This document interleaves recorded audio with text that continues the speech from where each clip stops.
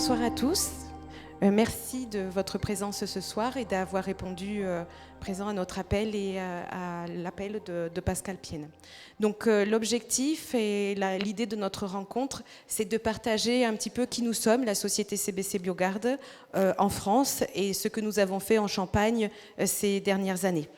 Donc je vais laisser la parole à Ludivine Bignot sur la partie de Champagne-Vranken dans un premier temps. En suivant, Pascal Pienne aura une présentation un peu plus globale sur la Champagne et nous reprendrons la suite au fur et à mesure avec l'équipe CBC Biogarde.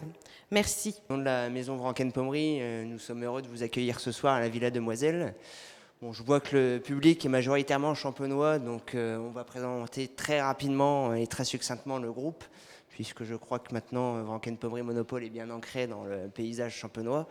On présentera surtout quelques diapos sur nos autres vignobles, puisque nous ne sommes pas présents uniquement en Champagne, mais également dans d'autres vignobles français et à l'étranger.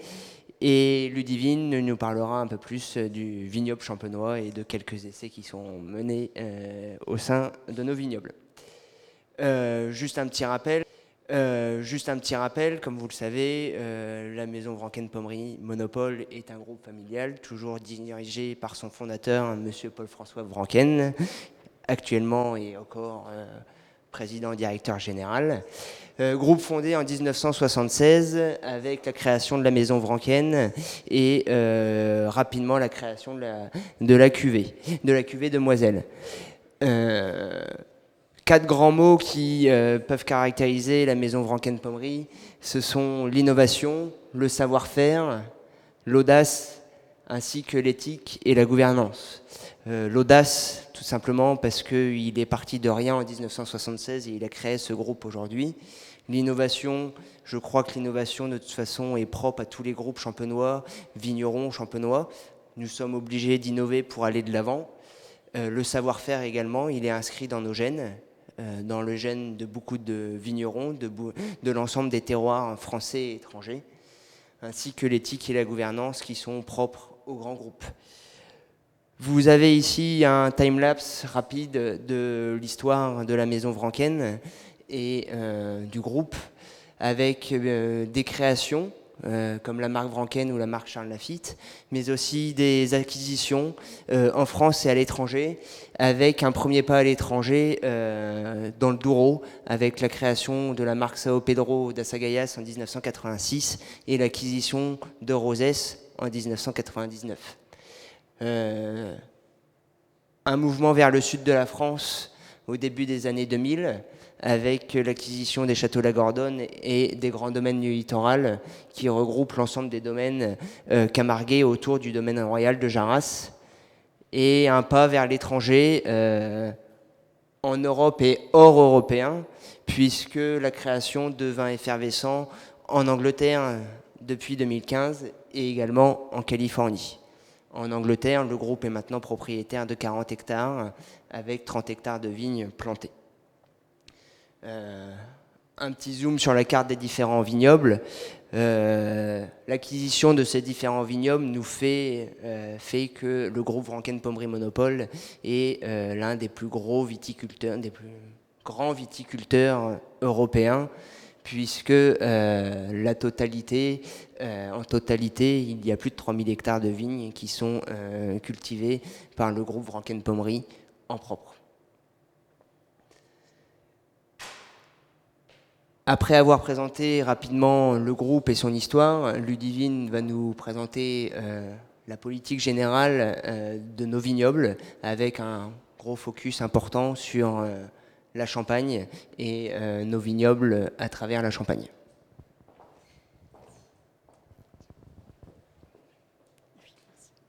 Bonjour à tous. Pour ceux qui ne me connaissent pas, Ludivine Bignot. Donc la maison Vranken-Pommery, le groupe, est très engagé donc, dans l'environnement. Depuis 2014, il détient le double label viticulture durable en Champagne et haute valeur environnementale. Bon, je ne vous présente pas les labels, vous êtes essentiellement de la Champagne, donc je ne vais pas rentrer dans les détails. Une partie du vignoble est en conversion bio. En effet, l'année dernière, nous nous sommes lancés dans le bio. C'était pas l'année pour commencer le bio. Et puis, récemment, une nouvelle société a été créée, une société dédiée à la prestation pour nos partenaires, qui a reçu la qualification viticulture durable en Champagne pour tous les travaux viticoles, donc pour nos clients.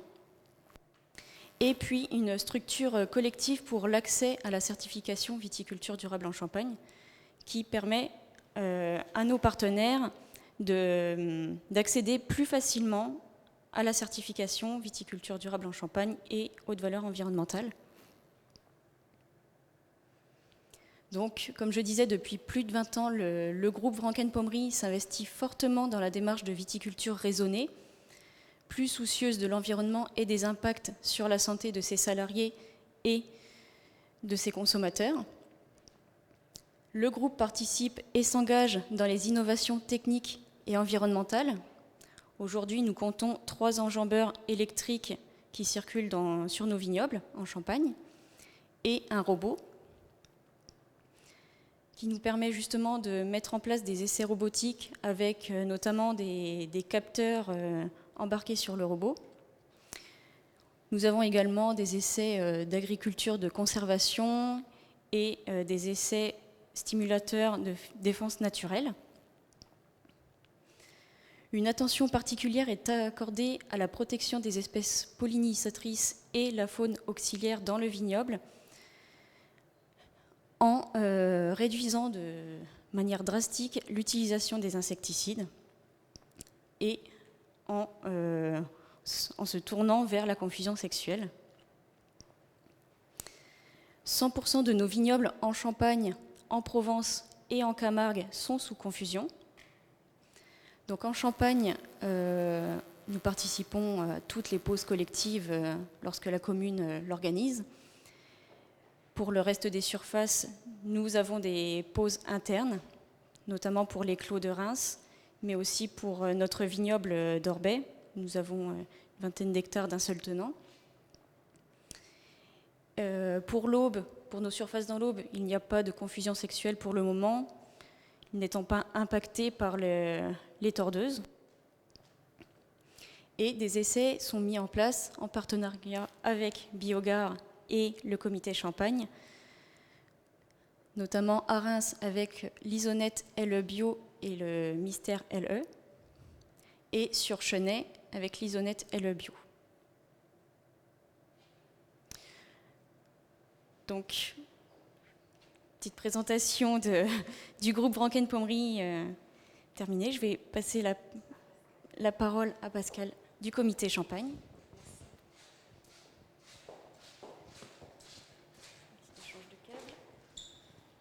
Bonsoir à tous. Très rapidement, on va aborder les chiffres de la confusion en Champagne, mais là aussi vous les connaissez, donc on va faire très vite. Bon, en attendant que la courbe s'affiche, donc les essais en Champagne sur la confusion sexuelle ont démarré en 1996 avec la firme BASF et l'INRA de Versailles. Donc ça a été mené avant tout en Vallée-de-la-Marne, où à l'époque Boursault puis après Verneuil étaient vraiment des secteurs à forte pression tordeuse. L'homologation d'ERAC a été obtenue en 1996 et donc une fois l'homologation obtenue, à l'époque il y a en même temps les bacillus qui sont arrivés à peu près au même moment, et c'est vrai qu'il y avait les chantiers de viticulture de Viti 2000. Voilà, c'était Viti 2000, donc le début de Viti raisonné, Viti durable. Et à l'époque, au comité Champagne, on pensait plutôt que les bacillus prendraient le dessus par rapport à la confusion, puisque ça demandait quand même une démarche collective, un regroupement et une concertation. Et puis au final, non, c'est la confusion qui s'est développée. Donc voilà, dès les années 2000, il y a eu à peu près 7000 hectares confusés. Une petite pause, c'est au moment où les RAC ont changé de couleur, du blanc, ils sont passés beige. Et donc il y a eu un peu de doute dans les esprits. Et puis moi, au final, ils se sont rendus compte que la diffusion était tout aussi régulière et que ça se passait bien. Et puis depuis 2009, fin des années 2000, il y a une forte progression.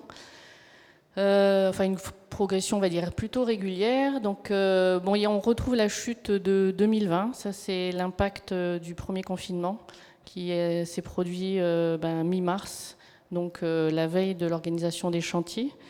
Donc là, il y a eu quand même une grosse pause. Et puis, depuis 2021, le chiffre de 2022, on ne l'a pas encore, mais globalement, ça va être 17 000 hectares. Donc, c'est à peu près... réatteint le seuil de 2019. En termes de couverture, les principales surfaces couvertes sont dans la Marne, donc tout ce qui est montagne de Reims, Côte des Blancs, le début de la vallée de la Marne, et puis il y a quand même, ça va maintenant, une partie dans l'Aisne. Par contre, c'est vrai que, et le Cézanne, bien sûr, la Côte des Bars, jusqu'à présent, a démarré la confusion dans les années 90, puis ils se sont rendus compte qu'il y avait beaucoup de vols, mais très peu de pontes. Donc ils se sont désengagés parce qu'il n'y avait pas de traitement, pas de pression. Par contre, depuis quelques années, et notamment cette année, on se rend compte que finalement, il y a peut-être une activité parfois qui s'opère. Donc on verra si ça rebascule vers la confusion ou s'il reste sur une lutte chimique curative en G2. Mais en tout cas, cette année, il y a une activité de ponte inhabituelle en Côte des Bars. Au niveau de la G1, la G2 démarre tout juste, donc on verra. Voilà au niveau de l'efficacité, donc j'ai repris juste les chiffres de la G2. En gros, on retrouve les dernières années de grosse pression tordeuse, c'est quand même les années 2000. Depuis, on a des pressions faibles, voire très faibles ou inexistantes ces 3 dernières années. Mais globalement, c'est une réduction de 60% entre l'absence de lutte ou une lutte curative G2, préventive avec les ovicides, et la confusion.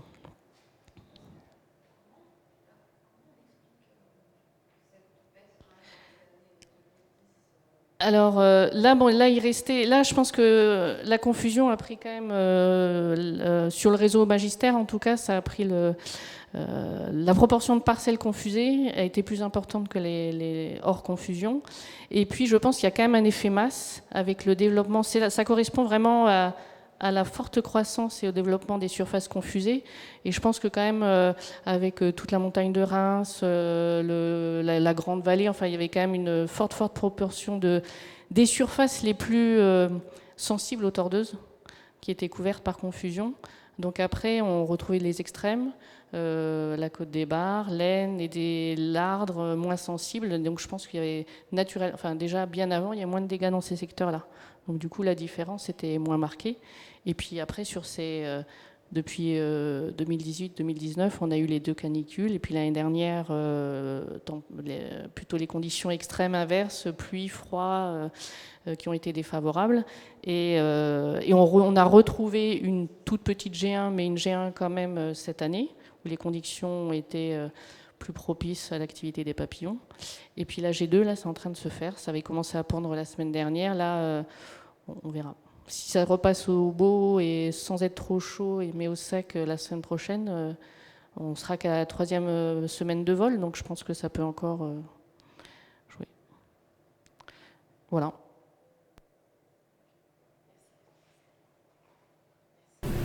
Bonjour à tous, je suis Carlos, je travaille pour je suis italien. Première chose, mon français c'est pas bon.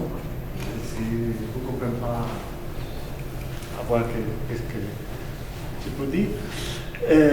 Je suis de l'entreprise italienne de CBC. CBC, c'est un groupe japonais, une société japonaise qui fait l'exportation dans le monde de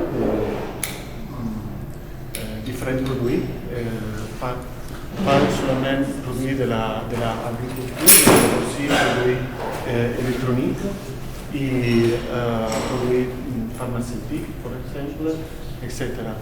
La division de CBC pour l'agriculture s'appelle BioGarde et nous avons une gamme spécialisée pour le biocontrôle, des produits pour le biocontrôle. Nous sommes spécialisés pour le biocontrôle. Et nous avons une autre gamme produits pour la nutrition, micro-organismes, phéromones, substances végétales et insectes utiles. Notre core business ici en France, se verra dans la prochaine présentation, c'est le développement des phéromones fait en Japon par la Chine Tsu. C'est une société très importante dans la production de ces phéromones. Nous sommes ici d'Italie aussi, pour venir ici à expliquer notre société, mais aussi parce qu'il y a une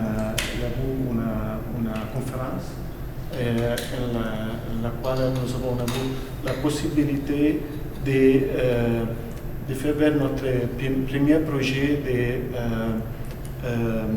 de connexion avec notre connaissance d'agriculture, de biocontrôle et notre connaissance électronique, parce que dans notre gamme de produits, il y a toujours des produits électroniques. Et notre projet, c'est d'inclure la part électronique dans l'agriculture aussi. BioGarde a naissé en 2012 et avant 2012, il a été une société italienne. Nous avons très office, très bureaux en Italie, un bureau en Varedo de l'administration, le bureau légal c'est en Bergamo, toujours très proche à Milan, c'est deux bureaux, et un bureau technique pour le développement de nouveaux produits. Mais nous avons ouvert dans cette dernières 10 années plus filiales. La première ouverte a été en Espagne, en Barcelone, et nous avons la société en France, et après en Grèce et en Allemagne aussi. Notre slogan, notre motto, c'est Biological First, parce que nous sommes spécialisés, comme j'ai dit, en le biocontrôle, mais parce que nous pensons que les produits de biocontrôle sont les premiers produits qu'un agriculteur, un technicien, a pensé d'appliquer pour le contrôle des insectes ou des fungi. CBC BioGarde veut être toujours avoir un rôle primaire dans le secteur du biocontrôle. Nous avons vu dans cette conférence que le biocontrôle, il y a un cresciment de l'utilisation des produits de biocontrôle en cette année et nous voulons avoir ce rôle dans ce secteur de biocontrôle. Et nous aspirons à avoir une collaboration avec des partenaires avec la même approche en la campagne. Et toujours, nous voulons avoir aussi ser les leaders aussi en l'innovation. Ça, c'est la raison pour laquelle nous avons un produit innovatif comme les Mister, les BioGardis. Nous avons présenté les Tremos, je peux parler des Tremos aussi à la fin de notre présentation, mais ce sont tous produits innovatifs que BioGarde veut développer dans le territoire. Je laisse la parole à mon collègue. Merci pour l'attention. Bonsoir à tous. On va se concentrer un peu à la France. Donc, voici notre équipe actuelle. Parmi nous ce soir, Vincent Thiers, notre directeur marketing, Vincent. Mais aussi Karine Mouret-Grosbeau, notre responsable réglementation, personne crucial pour notre équipe aujourd'hui. Aurélie Garcia, que vous avez déjà vu, notre responsable commercial France. Et ensuite, des responsables régionaux. Donc, on commence par Diana Alberto, qui supervise la Bretagne et le Pays de la Loire. Augustin Bonnet, qui est en Nouvelle-Aquitaine. Elisabeth Carrère en Occitanie. Steven Marais aussi en Occitanie. C'est une région où on a beaucoup de travail. Lisa Lacoste en Rhône-Alpes, PACA. Et voilà. Et puis moi-même, je suis en Alsace. Voilà. On va partir. Voilà, ça c'est un peu le travail que nous avons fait en France les dernières 10 années. Donc vous voyez l'évolution de la confusion sexuelle CBC Biogarde en milliers d'hectares de 2012 à 2022. Donc nous sommes à presque 50 000 hectares de vignes confusées par les diffuseurs Shin-Etsu en France en 2022. Avec quand même de 2021 à 2022 un grand pas en avant, encore une fois, avec les diffuseurs biosourcés, donc les BioTwin, notamment avec l'homologation de BioTwin L qu'on a eu il y a 2 années maintenant. Et on espère avec bientôt d'autres BioTwin beaucoup plus adaptés à la région Champagne, mais aussi à d'autres régions, d'autres vignobles plus au nord de la France. Voilà, maintenant c'est la place à Vincent. Merci Philippe. Donc, comme Philippe vous le disait en introduction, on s'appuie en premier lieu sur un partenariat avec la société Shin-Etsu, qui est un des leaders mondiaux de production de phéromones. Et ce partenariat remonte à plus de 30 ans. Certains de nos collègues étaient là depuis le début, en 1991-92, lorsqu'en Italie, CBC Biogarde, ou CBC à l'époque, a commencé à faire ce travail de développement. Aujourd'hui, donc, on est présent avec des gammes. Les gammes évoluent au fur et à mesure des années. Et aujourd'hui, on va vous présenter donc, la nouvelle gamme BioTwin et Mister, tout en continuant aussi à travailler sur d'autres cultures, comme notre produit Isonet T3, qui est utilisé en serre de tomate contre Tuta absoluta.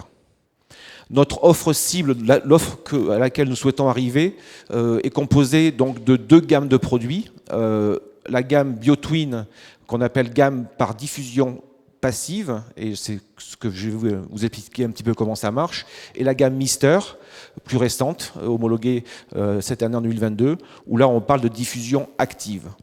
Et on n'est pas là aujourd'hui pour opposer la diffusion passive et active, d'une part parce que nous sommes les premiers, pour l'instant aujourd'hui, la seule entreprise à proposer une gamme de diffusion passive et diffusion active.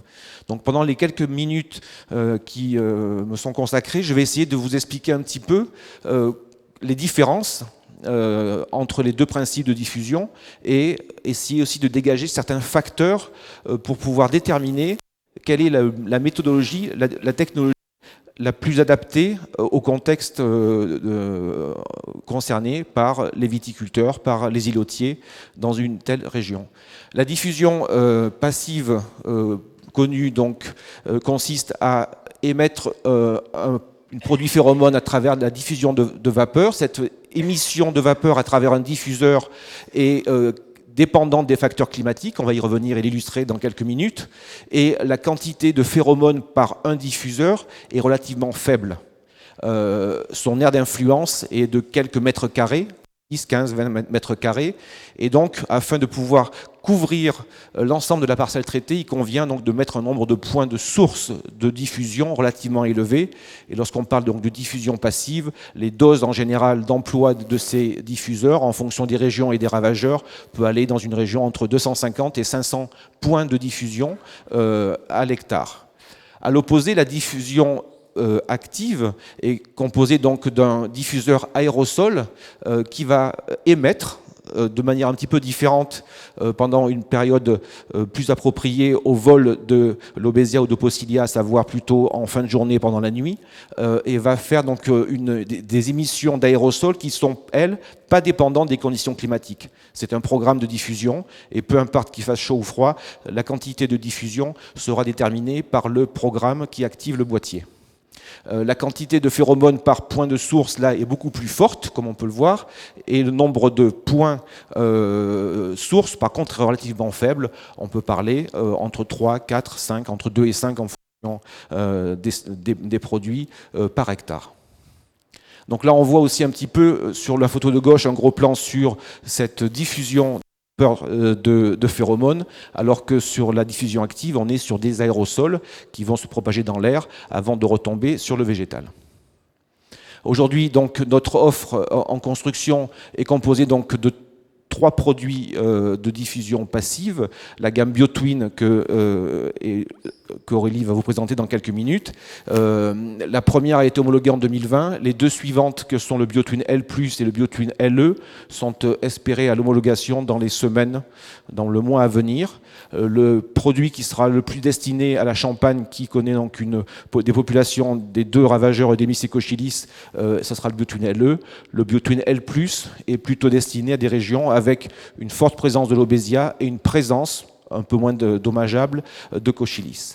La gamme Mister est composée de 2 produits homologués en début d'année. Le Mister L qui contrôle l'Eudémis, le Mister LE est utilisé pour des parcelles donc, infestées d'Eudémis et de Cochilis.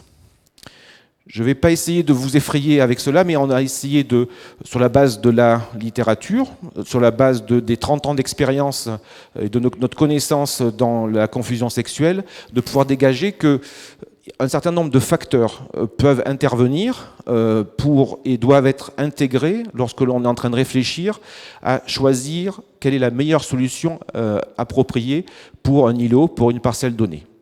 Donc ici, il faut un petit peu comprendre comment ces facteurs agissent et pour pouvoir aussi, à l'échelle d'un îlot, à l'échelle d'un domaine, pouvoir hiérarchiser le poids de chaque critère qui rentre en jeu, comme une liste de facteurs pour faire une clé de décision, pour au final dire quelle est la technologie qui est la plus appropriée à mon contexte. Donc la réponse de l'insecte signal phéromonal, au signal phéromonal. Dans le cadre du ver de la grappe, on est plutôt dans des de fausses pistes. Le niveau d'infestation, tout à l'heure, Madame Pienne nous présentait les niveaux d'infestation en fonction des régions ou en fonction même de certaines sous-régions ou localités. On peut être dans des niveaux d'infestation faibles, moyens ou élevés, et le niveau d'infestation peut intervenir dans le choix de la technologie la plus appropriée. En Champagne, donc, vous êtes déjà depuis maintenant de nombreuses années organisé en îlot, et donc effectivement la typologie de l'îlot, est-ce que nous sommes en plaine, est-ce que nous sommes sur des parcelles plutôt pentues, est-ce que l'îlot ou le domaine à traiter est grand, plat, escarpé, là il y aura forcément, ça sera un facteur important pour déterminer le choix. Le régime de vent peut être aussi important, surtout le vent en fin de journée. Lorsqu'on est sur la diffusion active, le vent peut avoir une importance importante. La phénologie de la vigne, le type de vendange. Un autre aussi facteur important, il s'agit du temps de chantier de pause, parce que là intervient la main-d'œuvre, est-ce qu'elle est disponible ou pas. Et encore d'autres aspects comme certains que je vais aujourd'hui maintenant détailler. Si on parle de réponse comportementale de l'insecte cible par rapport à la diffusion active et passive, il n'y a pas vu qu'on applique les mêmes quantités de phéromones à l'hectare, vu qu'on applique donc les 2 technologies fonctionnent à peu près de la même façon. En termes de niveau d'infestation, si on est sur des niveaux d'infestation faibles, très faibles à moyens, il y a également, en termes d'efficacité et de retour d'expérience, nous avons à penser qu'on n'a pas non plus de différence flagrante entre les 2 technologies. Si on est par contre dans des parcelles à un niveau d'infestation moyen à fort, du fait de la nécessité d'avoir un nombre de points sources pour pouvoir interagir avec l'insecte, nous, de notre côté, nous pensons que la diffusion passive sera la meilleure technologie pour pouvoir réduire la pression des insectes. Lorsque l'on est sur des parcelles peu importe le nombre d'hectares, à partir du moment où on a un îlot à traiter qui est déjà supérieur à 2,5, 3,5, 5, qui est déjà vraiment le minimum pour nous vital pour mettre en place une confusion efficace jusqu'à 10 hectares, la diffusion passive sera certainement la plus appropriée. Si on est sur des très grandes parcelles, là effectivement, la diffusion active, qui est beaucoup plus facile à mettre en œuvre, d'efficacité, sera comparable à la diffusion passive. Si on est sur des parcelles pentues, du fait du comportement dans l'air des phéromones et des phénomènes de flux d'air, la diffusion passive sera plus appropriée à des domaines et des parcelles lorsqu'il y a des pentes et des fortes pentes.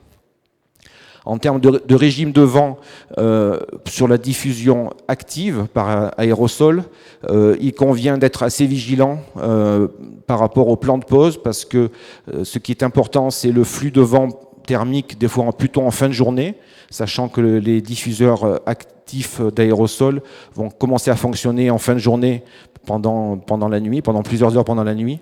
Et donc là, si on est sur des parcelles avec des flux d'orientation de vent qui sont changeants et variables, ça peut avoir un impact. Donc, en cas de régime de fort vent, on a pu le voir par exemple dans la vallée du Rhône, dans le vignoble autour d'Avignon, Châteauneuf-du-Pape, là où il y a des problématiques de vent très forts, on recommande plus favorablement la diffusion passive.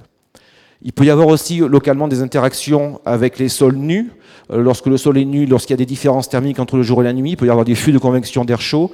Et donc là aussi, la diffusion passive par diffuseur est beaucoup plus appropriée par rapport à la diffusion active. La gestion aussi donc, de la géométrie de l'îlot, les parcelles biscornues, lorsqu'il faut s'agir de faire un plan de pose, la diffusion passive sera la plus appropriée. De même, dans le cas de vendanges mécanisées, on va peut-être revenir plus tard sur ces questions-là, la diffusion passive ne pose aucun problème. La diffusion active, en fonction des aérosols et des conditions de vendange, on a plusieurs exemples, et Rolly pourra peut-être revenir derrière, où la vendangeuse passée n'avait pas de problème, mais dans certains cas, si on veut respecter les choses, on pourrait être amené à retirer les aérosols.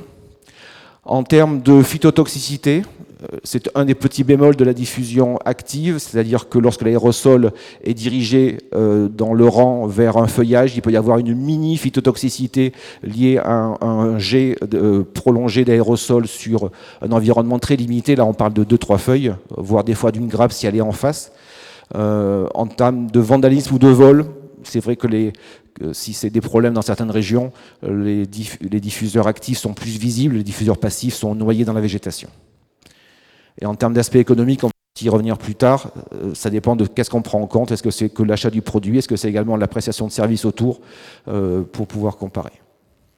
Donc si on doit résumer un petit peu l'ensemble de ces facteurs et les influences, dans le cadre de parcelles relativement biscornues, relativement compliquées, avec des pentes, avec des forêts autour par exemple. Donc le diffuseur passif sera certainement le plus approprié parce qu'on pourra beaucoup mieux gérer par exemple les bordures.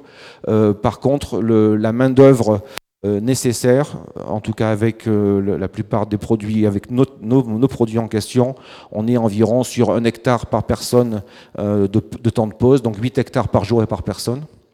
Les diffuseurs actifs, eux, sont certainement beaucoup mieux adaptés aux grandes parcelles, sont des fonctions des plans de pose beaucoup plus compliquées au niveau de la gestion des bordures et, à contrario, nécessitent très peu de main-d'œuvre. On a pu le voir lorsqu'on a fait aussi mis en place des essais chez Vranken avec 2 personnes, on est capable de pouvoir poser un nombre de dizaines d'hectares de manière assez facile. Ça peut même devenir ludique, vous allez voir tout à l'heure, avec un peut se déplacer et pourra poser certains misters avec la technologie du GPS qui permet de pouvoir se localiser dans la parcelle.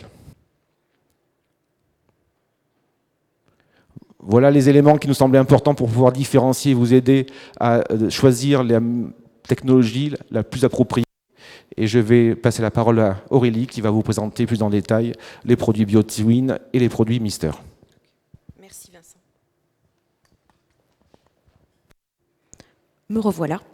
Donc, avant de continuer sur la partie BioTwin et la partie Mister plus en détail sur la technicité des produits, un petit mot sur la partie Zéro Trace, qui est notre logo, où nous communiquons sur la façon de l'état d'esprit de CBC Biogarde, où nous avons mis en avant 4 logos importants. le polymère biosourcé pour le BioTwin, qui est un polymère biologique obtenu à partir de sous-produits de canne à sucre. L'économie circulaire, qui contribue à l'économie et à la réduction des impacts. Le zéro empreinte, qui respecte la nature et abaisse l'empreinte des activités agricoles. Et le zéro résidu, qui ne laisse pas de traces de résidus sur les cultures. Donc vous retrouverez cette communication sur nos leaflets, surtout autour de BioTwin. Donc le BioTwin LE, nous allons rentrer sur la partie plus technique de la présentation. Il est actuellement homologué en Italie et comme vous l'a expliqué Vincent, nous sommes dans l'attente pour la partie France, qui devrait arriver au cours des prochaines semaines. Donc nous avons mis les matières premières, le type de diffuseur, donc ça sera un double brin en polymère biosourcé.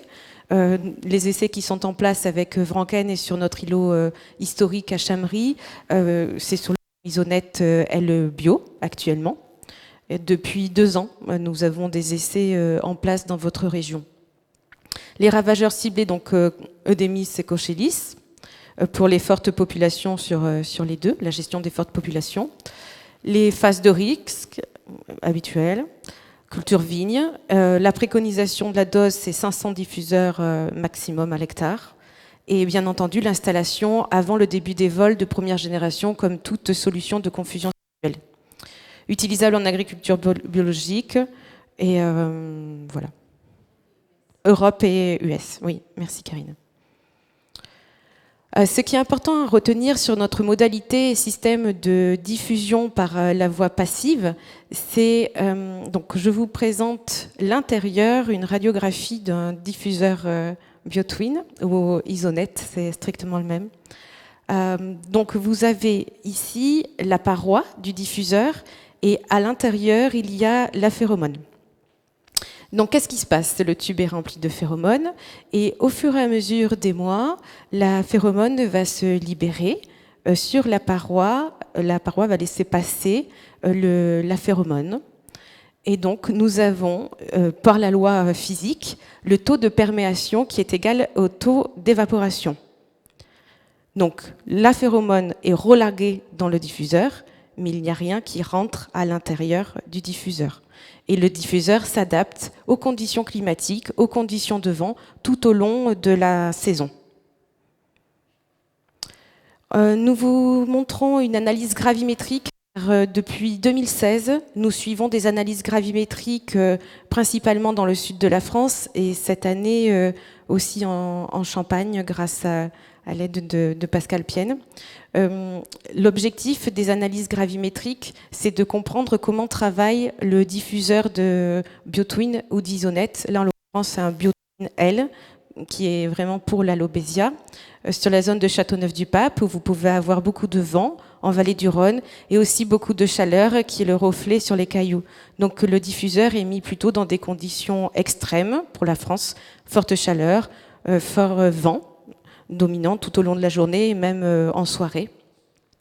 Donc en bleu, vous allez retrouver le relargage de la phéromone en milligrammes par hectare par jour, les températures moyennes sur la période concernée entre chaque 2 pesées d'analyse gravimétrique et le courbe de vol. Donc on voit bien que le diffuseur relargue et couvre les 3 générations de l'alobésia, et cela pendant plus de 180 jours. Nous nous sommes arrêtés de peser au 24 septembre, car après c'était la récolte, mais il restait encore de la phéromone pour pouvoir continuer à libérer sur les fins de cycle. C'est clair pour vous? C'est bon? N'hésitez pas à m'interrompre si vous avez des questions. Une autre analyse gravimétrique qui vient de Cesena en Italie, qui a été faite en 2018. Donc là, c'est LE qui est comparé avec BioTwin LE. Pourquoi nous avons comparé? Car l'objectif de la France et du groupe CVC Biogarde, c'est que le diffuseur BioTwin doit avoir exactement la même capacité de relargage de phéromones que le diffuseur Isonet. Isonet, on est sur un polymère plastique, le BioTwin avec un polymère biosourcé, et c'est très important pour Shin-Etsu et pour nous-mêmes de mettre en marché un produit qui a une efficacité identique au polymère plastique. Donc là, on voit bien qu'il n'y a aucune différence significative entre les 2 polymères. Pour parler maintenant de Mister, LE, donc nous venons d'avoir l'homologation juste au tout début du printemps, fin d'hiver, début printemps, sur les 2 mystères, le Mister L qui fait seulement la lobésia et le Mister LE que je vais vous présenter. Vincent a aussi le boîtier. Donc les matières actives, le type de diffuseur en boîtier aérosol piloté, ravageur donc Eudémis cochilis, les phases de risque que vous pouvez retrouver. Pour la vigne, la dose homologuée est de 4 aérosols à l'hectare.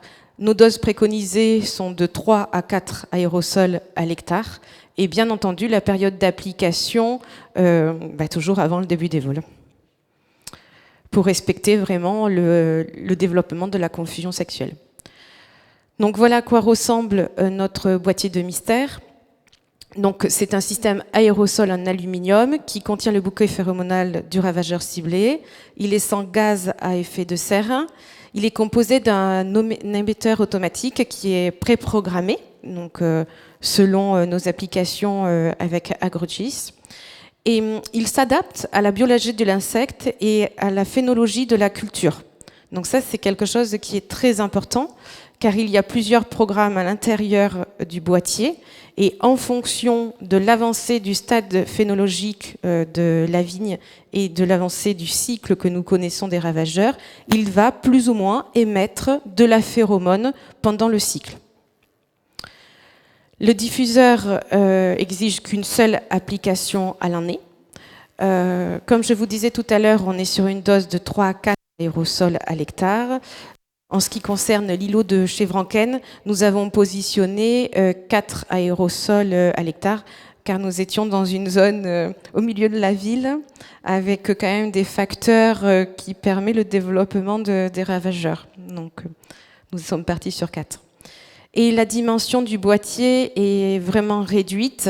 Ça, c'était une demande importante. Vous avez une forte densité de pieds à l'hectare, et pour favoriser la mécanisation de vos vignobles, c'est important de respecter un boîtier qui ne prend pas énormément de place pour éviter la casse avec la partie mécanisation. C'est clair pour vous? Donc, CBC Biogarde, ce qui permet le développement de nos surfaces que nous avons fait depuis 10 ans d'existence en France.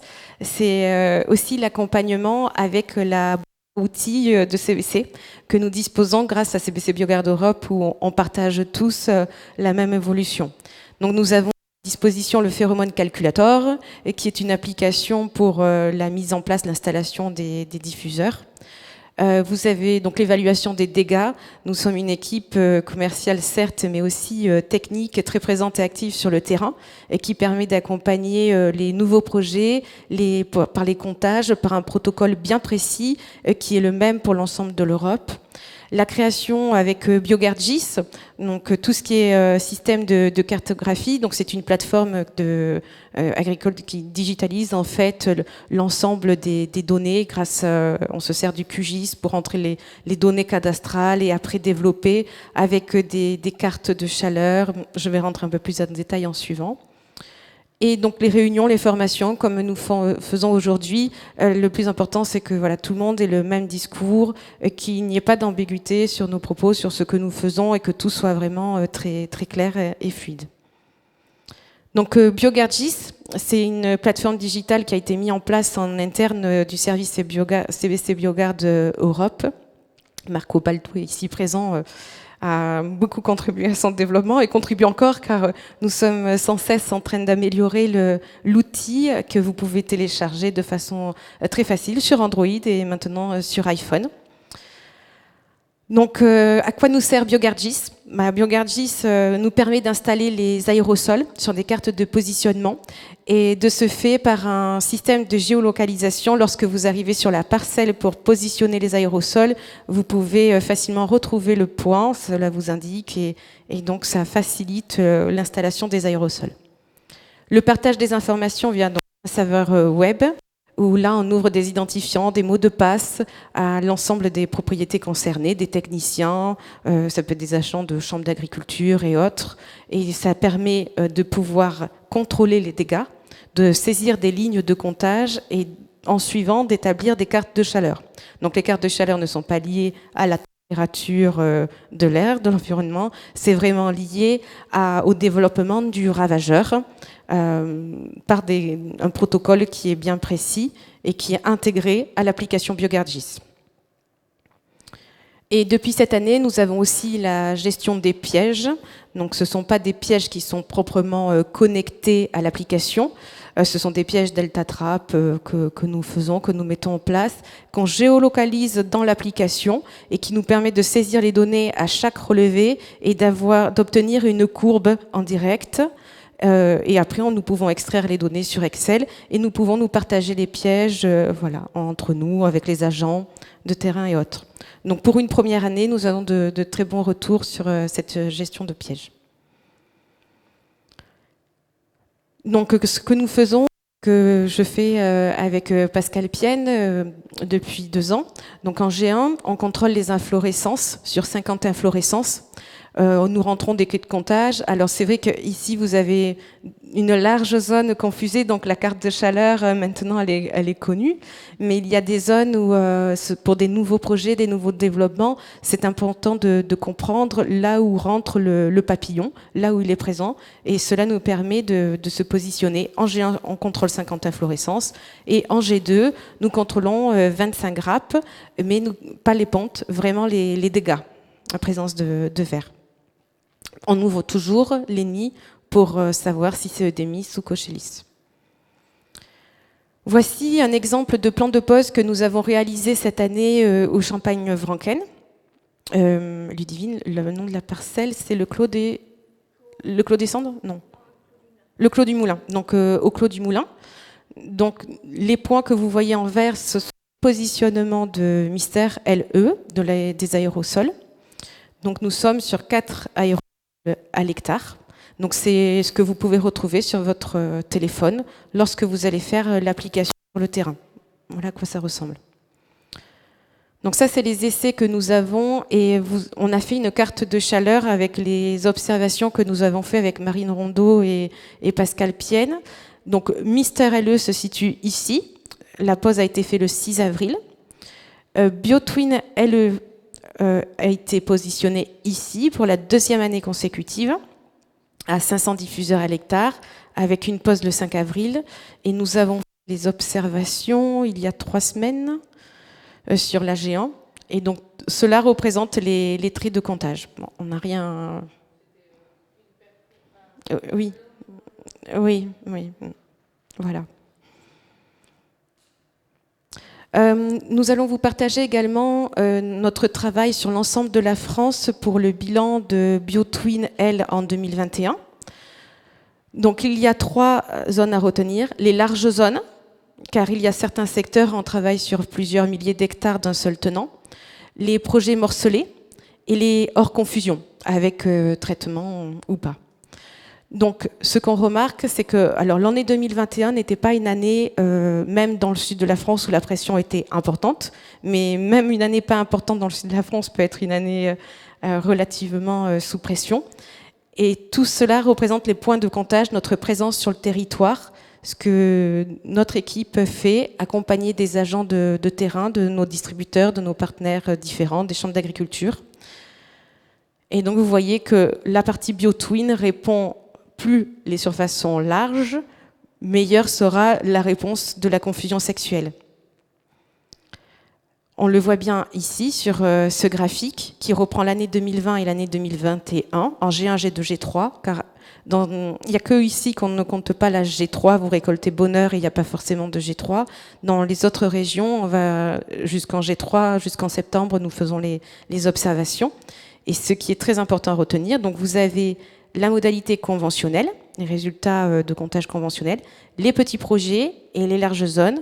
Et comme Pascal Pienne l'a justement dit, en fait, plus les surfaces confusées sont larges, meilleure sera l'efficacité de la confusion.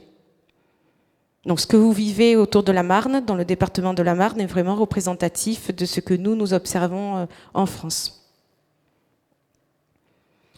Les résultats de 2021 sur les mystères. car même si l'homologation est arrivée cette année, depuis plusieurs années, sous forme de permis d'expérimentation, nous essayons les mystères pour se les prendre en main et pour comprendre aussi le produit. Ce que nous voyons, c'est que la modalité mystère et la modalité BioTwin sont vraiment très similaires, alors que hors confusion, nous allons pouvoir trouver de la pression. Le mystère n'a jamais été mis en danger. On a toujours respecté ce que nous souhaitons mettre en place stratégiquement sur le territoire. Soit il est positionné derrière de longues années de voies passives, soit il est positionné dans des zones à très faible pression, faible à modérée pression, mais jamais on a positionné le mystère, l'aérosol, dans des zones pentues, sous coteaux, avec des fortes pressions. Là, ce sont des essais qui ont été faits en Italie en 2018, où vous voyez un témoin non traité, Isonet LE, à 500 diffuseurs hectares, que vous allez pouvoir retrouver ici en Champagne, sur la zone de Chamery principalement. Le BioTwin LE, à 500 diffuseurs hectares. BioTwin LE à 400 diffuseurs hectares. Mystère LE à 3 aérosols à l'hectare, ou 4 aérosols à l'hectare, et la voie chimique standard. 2 comptages ont été faits sur les grappes, le 29 mai et le 17 juillet. Donc en bleu, ce sont les comptages du 29 mai, en rouge, les comptages du 17 juillet. Et ce que nous voyons, c'est qu'il n'y a pas de différence significative sur la partie Isonet BioTwin à 500 diffuseurs, légère différence à 400. Et le mystère, pas de différence significative entre 3 diffuseurs à l'hectare ou 4 diffuseurs à l'hectare. Pareil sur la partie, donc là on est sur le nombre de larves sur 50 grappes, donc le 6 avril, donc sur l'observation de géants. Donc nous reprenons le témoin non traité, l'Isonet LE 500 diffuseurs hectares, BioTwin LE à 500 diffuseurs hectares, le BioTwin LE à 400 diffuseurs hectares, Mystère LE à 3 et 4 diffuseurs à l'hectare. Donc en rouge, vous avez les 29 mai sur la Lobesia, les comptages, et en plus foncé, c'est les comptages sur l'Opocilia, sur la Cochilia. Pareil, pas de différence significative. Voilà, mais merci beaucoup pour votre attention. Je redonne la parole à Vincent. Avant de passer juste à la session d'échange et de questions-réponses, juste en résumé, donc aujourd'hui, nous sommes devant vous pour vous introduire donc cette offre complète de solutions en confusion sexuelle en vigne avec BioTwin, Mystère LE et la solution SIG BioGard GIS. La présence cette semaine de l'équipe de CBC BioGard est associée avec, on a mentionné Marco Baldo qui est en charge du département électronique, de Edith Ladurner du département R&D développement agronomique et d'une chercheuse de l'université de Trente qui travaille sur d'autres aspects de R&D. Au salon, au symposium Plantes Bioprotec, donc témoigne de notre souhait de continuer à investir au niveau innovation. On a donc aujourd'hui axé notre présentation sur la confusion sexuelle en vigne.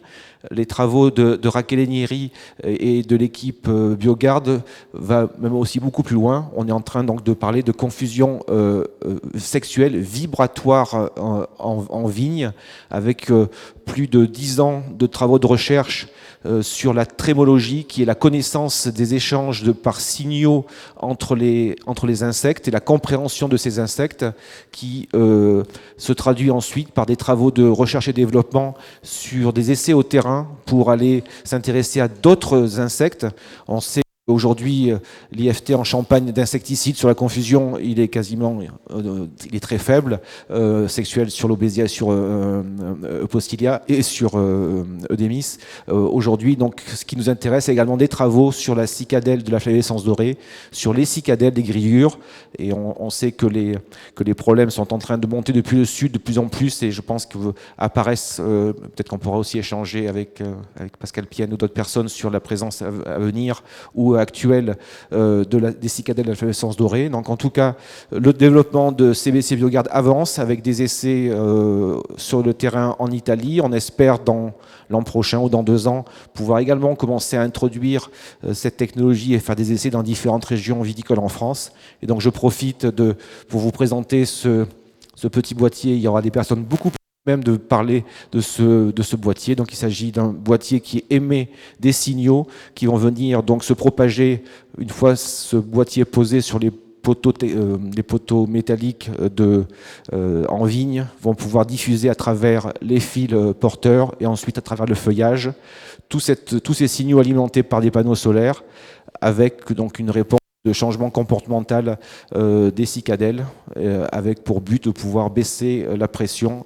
Donc voilà, c'est juste une illustration et vous pourrez échanger avec nos collègues sur ce qu'on continue à faire également sur les problèmes de ravageurs en vigne et qui vont donc nous aussi nous intéresser dans les années à venir. Donc voilà où se termine notre présentation, on va dire un petit peu plus formelle. Et maintenant, on sera tous ravis de pouvoir répondre à vos questions dans un premier temps et ensuite monter à l'air libre pour partager autour de quelques amuse-bouches et du champagne dans l'environnement magnifique qu'est la Villa Demoiselle. Voilà.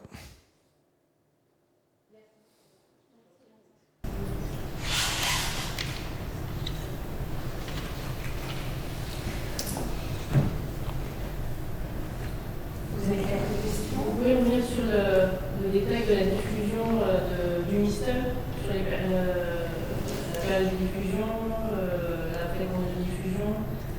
Vous avez annoncé une évolution en cours de campagne. Comment ça se passe?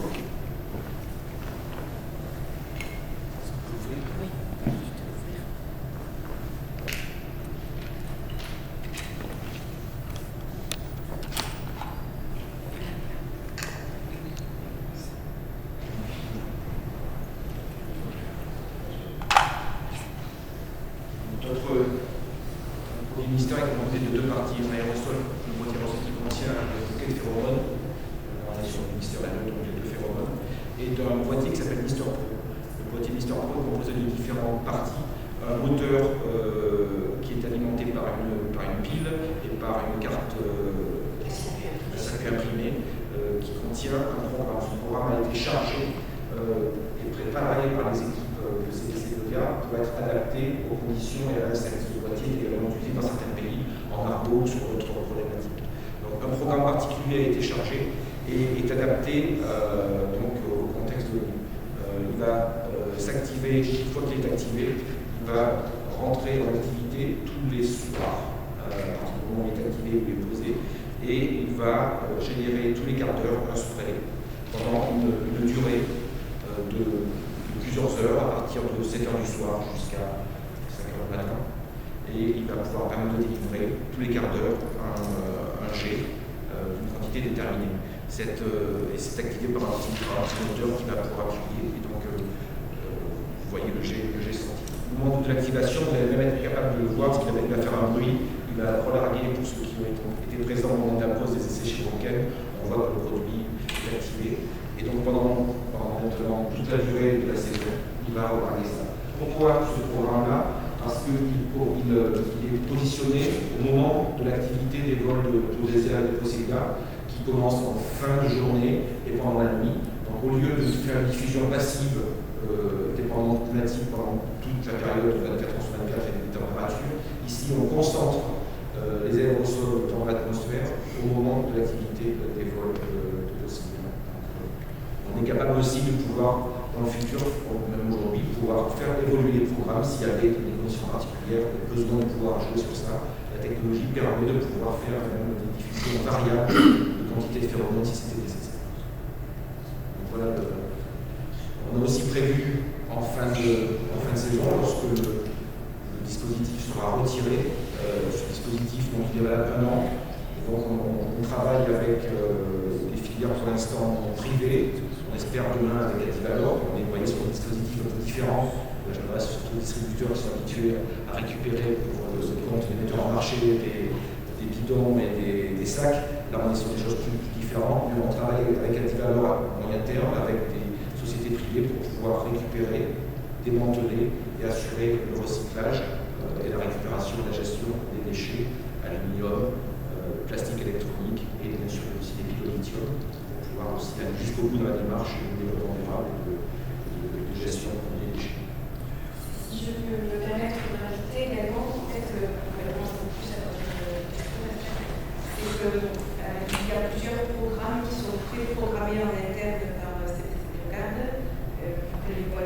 fait dans nos entrepôts en Italie.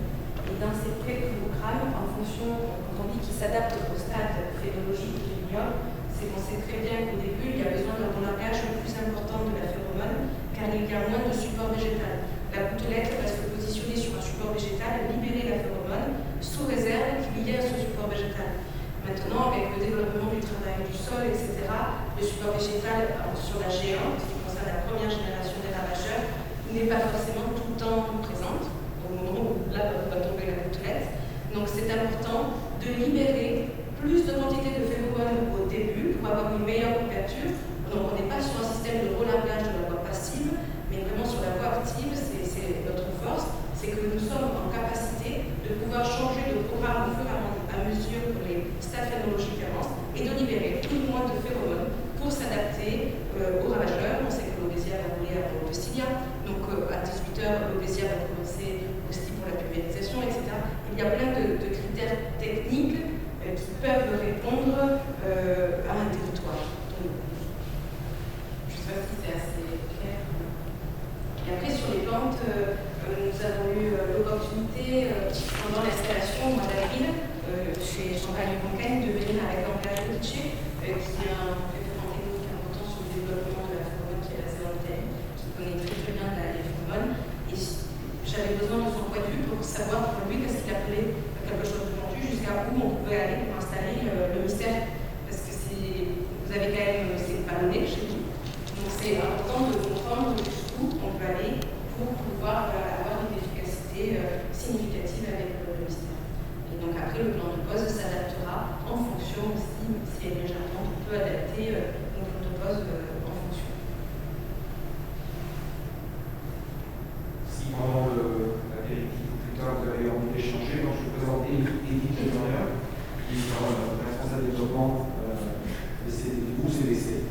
Donc pour toutes les questions, avec toute l'expérience qu'elle a au niveau de la confusion sexuelle, n'hésitez pas à échanger avec elle. Par contre, elle va présenter tous les aspects équipements électroniques et également l'usage du software cardiologiste.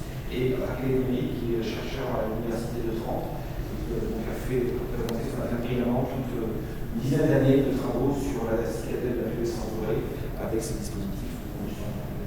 N'hésitez pas au moment du cocktail de pouvoir, si vous souhaitez, échanger avec eux en anglais, si c'est besoin d'être traduit en français. Et Karine Borgo, qui a déjà, pour le compte du groupe, basé en France à Montpellier, mais travaille pour le compte du groupe dans plus de 35 pays sur tout l'aspect homologation réglementaire. Et elle est également membre trésorier d'IBMA Global, membre du conseil d'administration d'IBMA France, donc très aussi au fait de tout le travail de promotion du contrôle en France et surtout le territoire d'IBMA Global. Donc, aussi à échanger avec elle au moment du projet.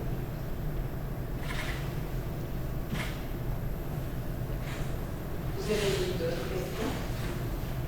Juste sur la pente, vous parliez de seuil de pente au final. Il y a eu un seuil de... Alors, pas forcément donné en pourcentage, mais effectivement, lorsqu'on tournera au mois de juillet, on pourra rediscuter sur le terrain, en fait. Parce qu'effectivement, il n'y a pas forcément de seuil, mais c'est plus sur l'environnement, la forme aussi de l'îlot, si vous avez tout légèrement en pente dans le même sens, ou si c'est tout en tournant de toute façon. Eh oui. Donc, après, c'est aussi la connaissance et le bon sens terrain.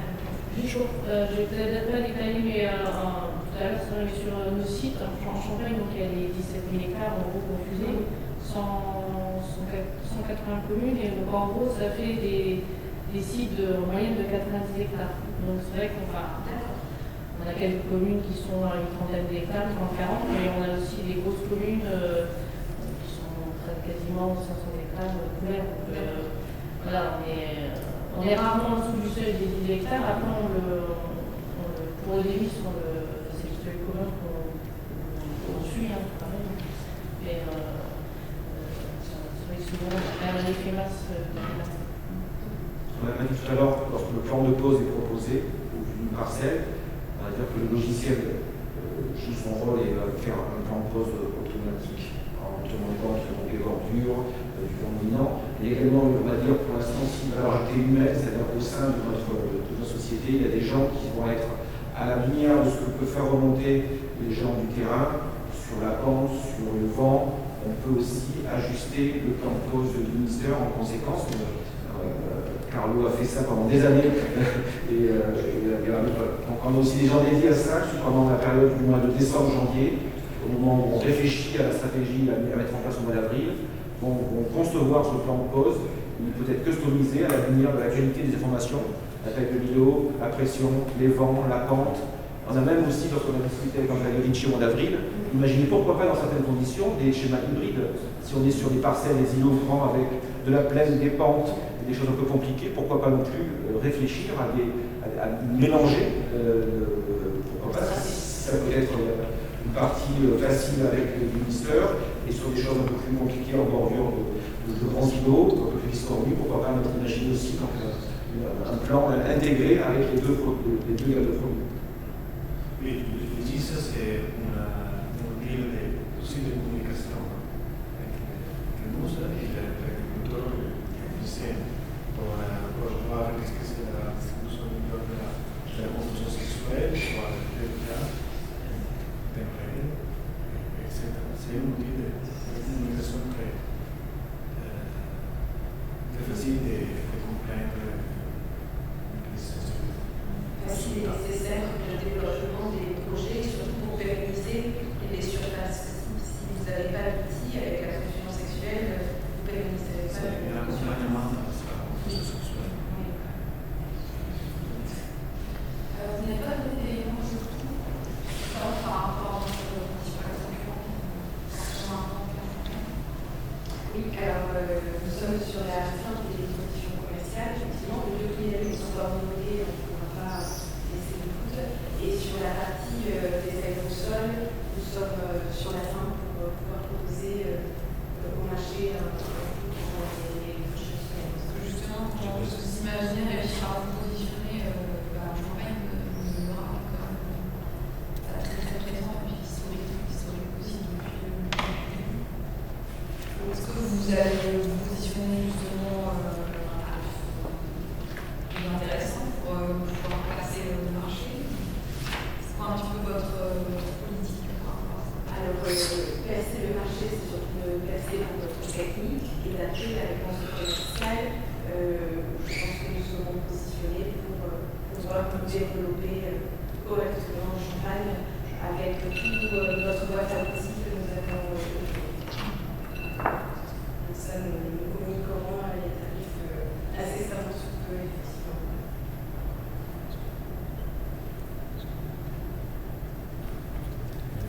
Les tarifs, par exemple, des produits green air, il y a sur la phase de faire un switch. Oui, un switch total de prévision de green. C'est un coût raisonnable de la confusion sexuelle. C'est raisonnable. L'idée, ce n'est pas de mettre en marché des produits que personne ne pourra acheter de toute façon. C'est de répondre à une demande. Aujourd'hui, il y a une demande autour des aérosols par rapport à la main-d'œuvre, mais c'est de répondre en mettant des prix impossibles sur le marché. Il faut qu'il y ait une cohérence. Et comme vous l'avez vu sur les surfaces que nous faisons, que nous avons développées en France ces 10 dernières années, ce sont des surfaces qui se sont pérennisées. Donc, c'est qu'à un moment donné, il y a certes l'offre technique, mais c'est que commercialement parlant, il y a aussi du bon sens pour tout le monde. Notre stratégie, et c'est une stratégie globale de l'Europe, pas que la France. On raisonne toujours avec ces CPR.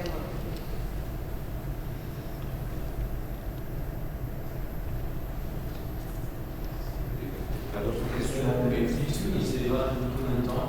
Alors tout dépend de votre type de sol, tout dépend de votre mode de conduite, parce que s'il se retrouve dans les boîtes de taille et après dans votre tournée, vous travaillez les serpents, vous voyez les serpents de boîte. Mais ce qu'il faut retenir, c'est que le chemin de biodégradation se fait en deux temps. Le premier temps, c'est la défragmentation. Il faut que votre diffuseur soit totalement vide de phéromones, soit environ 12 mois après, pour que les enzymes défragmentent le diffuseur en morceaux. Une fois que le diffuseur est fragmenté par les enzymes, il va donc tomber au sol de façon naturelle, et là, il sera biodégradé par votre sol. Donc, prisme du taux d'humidité, mais on peut imaginer dans votre sol, vous avez des sols qui sont assez riches, maintenant vous travaillez les terres, plus en 3 ans, ils devraient être totalement déclarés.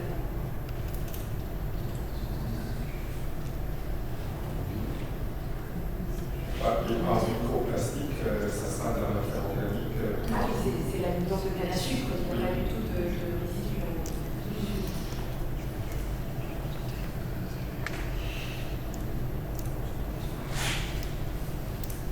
Après, c'est la deuxième année que nous faisons le long du mur à Champagne-Rancaine.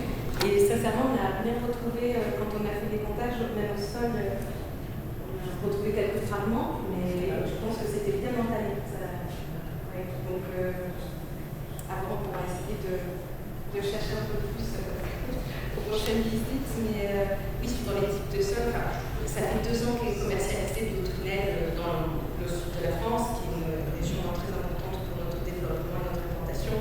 Et on n'a eu aucun retour sur la biodégradabilité des diffuseurs. Au contraire, nous avons des surfaces qui augmentent avec le produit Biotrine.